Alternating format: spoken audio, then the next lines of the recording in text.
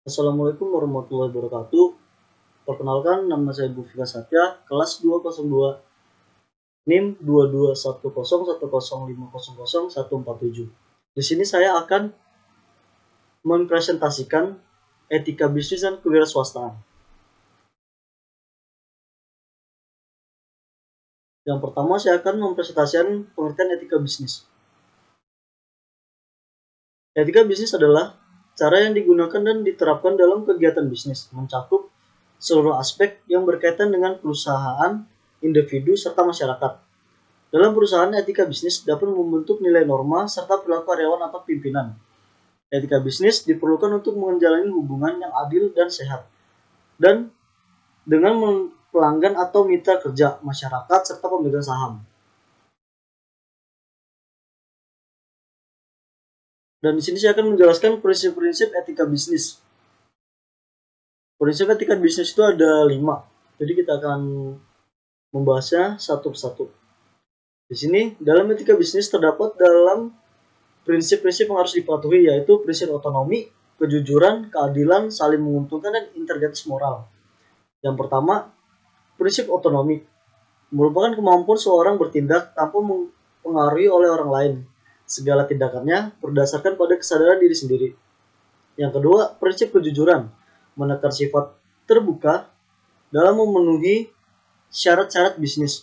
Yang ketiga, prinsip keadilan berarti bahwa segala kegiatan dan penilaian terhadap bisnis harus diamati secara objektif, rasional, dan penuh tanggung jawab.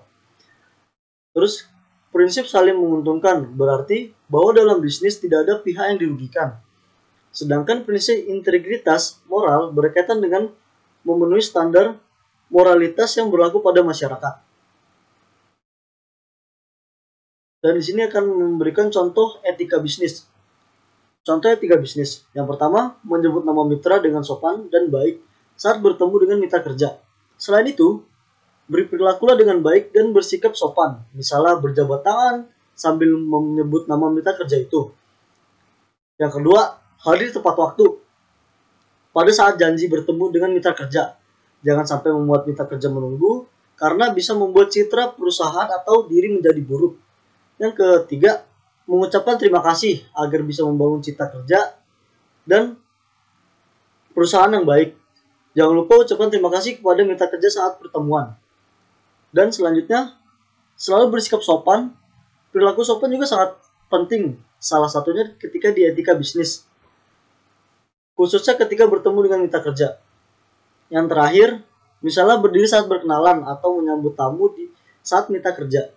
Berperilakulah sopan. Juga termasuk pilihan dan kata-kata gerak-gerik tubuh. Jadi di sini kita akan membahas kewirausahaan. Tadi kita sudah membahas tentang etika bisnis. Yang kita lanjut adalah tentang kewirausahaan. Pengertian kewirausahaan itu seseorang yang mempunyai kemampuan dalam melihat dan menilai sebuah peluang usaha. Yang kedua, kemampuan dalam mengumpulkan sumber daya yang dibutuhkan untuk menghasilkan tentuan dari peluang usaha tersebut. Kewirausahaan menurut para ahli.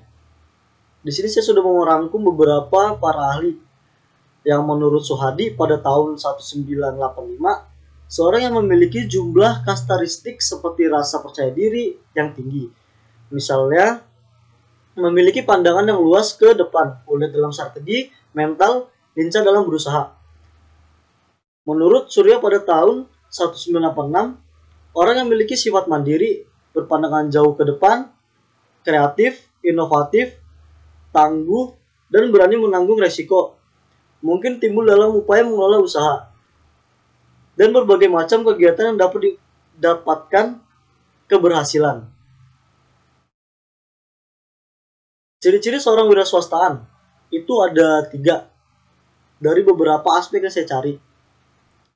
Yang pertama, memiliki dan memahami fashion. Setiap kewirausahaan pada saat memiliki fashion dalam dirinya. Mereka memahami fashion tersebut dan dapat memanfaatkan menjadi ladang bisnis bagi mereka.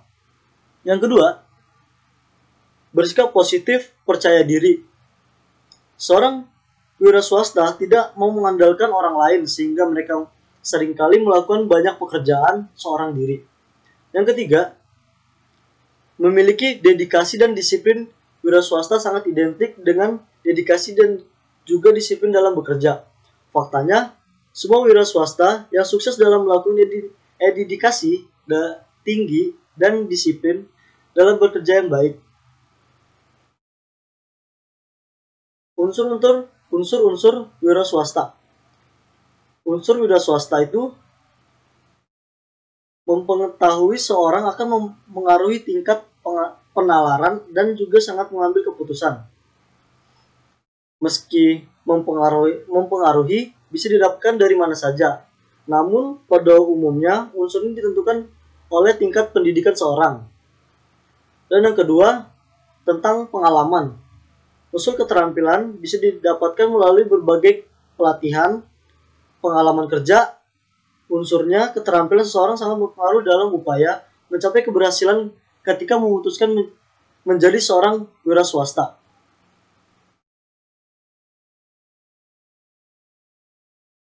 Proses kewirausahaan tersusun dari 3 fase. Yang satu inovatif, implemental, dan growth phase. Yang pertama, pada fase ini, wirausahawan akan mencari ide, menyeleksi ide. Hal yang diharapkan oleh wira swasta adalah menemukan ide sebanyak mungkin dan membuat alat untuk menyaring ide-ide tersebut. Faktor yang mempengaruhi hal ini adalah faktor pribadi dan faktor lingkungan. Itu sangat penting. Dan yang kedua,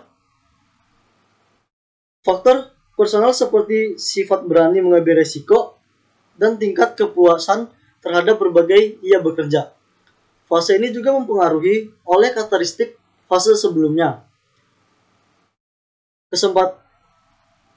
Kesempurnaan ide, usaha, dan rekan kerja.